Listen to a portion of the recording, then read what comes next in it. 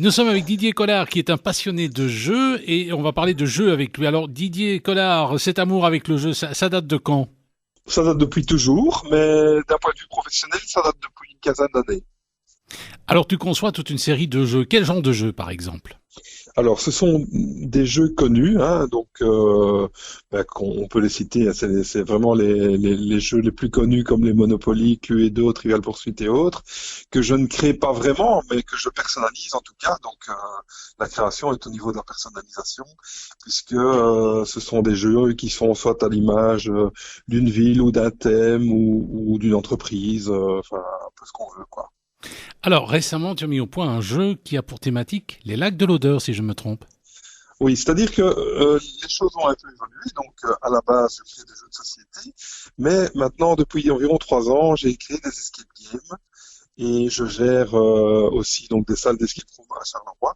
Et dans ce cadre-là, j'ai créé lors du premier confinement un jeu qui se joue en extérieur et justement qui permet de jouer alors que nos salles intérieures sont complètement fermées et à l'arrêt. Ce jeu-ci a la particularité de se jouer en extérieur, au lac de l'Odeur, en petite équipe, donc en bulle. Et voilà, donc on n'a pas de contact avec nos joueurs. Alors cela dit, un escape game dans le cadre d'un jeu qui se joue à l'extérieur, le principe d'un escape game, c'est être à l'intérieur et essayer de s'en sortir. Donc là, on est déjà sorti. Tout à fait.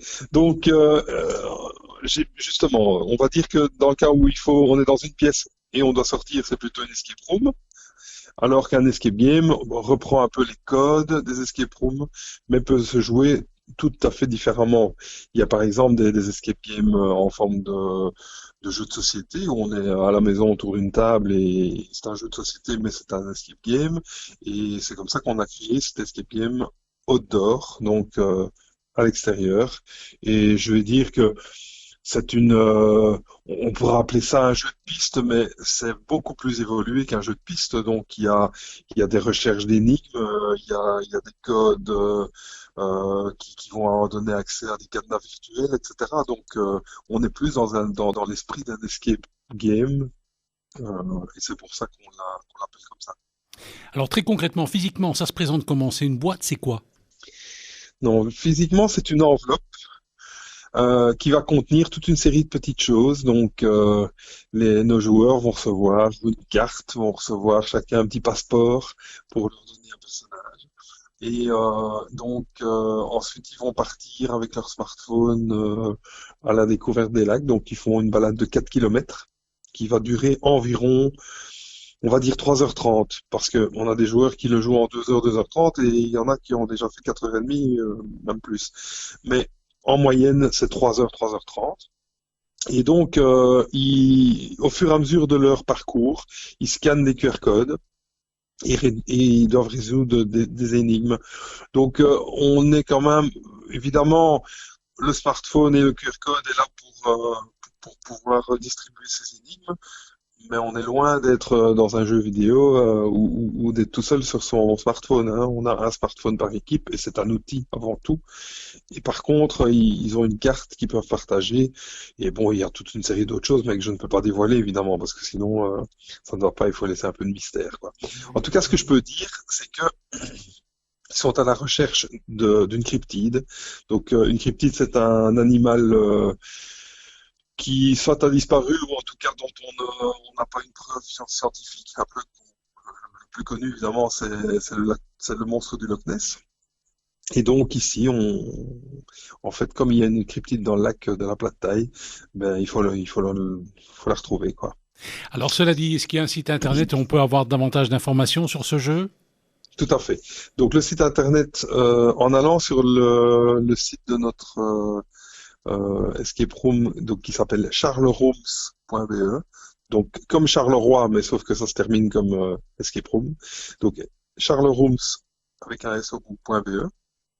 Et là, vous découvrez nos histoires, et y compris la cryptide de la plate taille.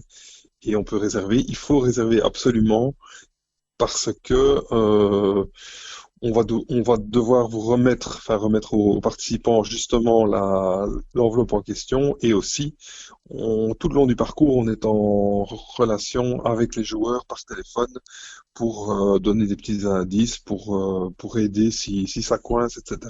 Vraiment comme dans une escape room où le Game Master est là pour aider les joueurs. Alors, vous formez une équipe, et dans cette équipe, j'ai vu notamment qu'il y avait un comédien bien connu de notre région, il s'appelle Jérôme Rose. Oui, tout à fait, qui est un grand ami. Et donc, il m'a fait vraiment l'amitié. J'ai beaucoup de chance de l'avoir dans ce jeu parce que finalement, il est là pour guider au fur et à mesure les joueurs avec des petites capsules humoristiques. Et donc, il a un rôle là qui est vraiment succulent, qui est le rôle d'un professeur un peu à la tournesol, on va dire. Et donc voilà, c'est un jeu qu'on ne pouvait pas faire ni trop difficile ni trop facile. Donc on est, ça dépend. Il y a des gens qui vont trouver ça difficile ou d'autres facile, mais en tout cas c'est humoristique et ça c'est important.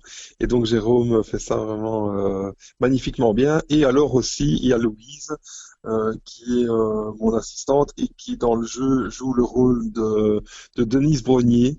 Donc, on peut faire un petit parallèle avec un jeu télévisé bien connu, parce que dans cette histoire de Cryptid, en fait, les joueurs participent à une émission de télé. Donc, c'est un peu compliqué, évidemment, ou ça a l'air compliqué, mais évidemment, c'est pour amener du piment à ce jeu.